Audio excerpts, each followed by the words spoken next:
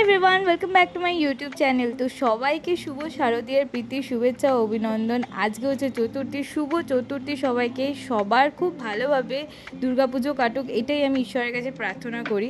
তো এখানে আমার নোকের অবস্থা দেখো খুব খারাপ, তাই জন্য আমি কী করেছি, দোকানেই নেল পলিশ নিয়ে চলে এসেছি, কারণ ঘরে থাকলে আমি পড়ার সময়ই পেতাম না।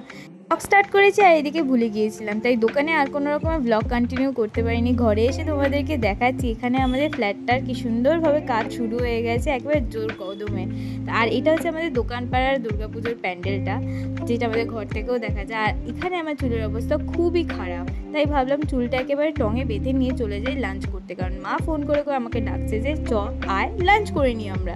তো এখানে আমার আর মায়ের লাঞ্চ রেডি, আমরা এবার খেতে বসবো। আর খেতে বসতে গিয়েই দেখি যে বাইরে কি সুন্দর বদমাইশি করছে, একেবারে নিজের মতোভাবে ব্যস্ত রয়েছে। এটা হচ্ছে কোকিল।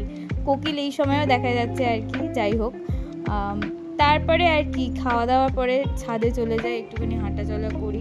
আর এই হচ্ছে ছাতিম ফুল, একদম ভাল লাগে না। কার কার ভালো লাগে আর কার কার ভালো লাগে না আমাকে জানিও। আমার তো একদম ভাল লাগে না ছাতিম ফুল, এত বিশ্রী গন্ধ, মানে দেখতে সুন্দর হলেও মাথা পুরো ধরে যায়, এত স্ট্রং একটা স্মেল ছাতিম ফুলের। আর এত বড় গাছটা আমাদের।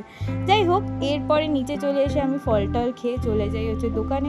এই লাইটটা নতুন লাগানো হয়েছে, আর এটাই হচ্ছে আমার টিভি আজকের।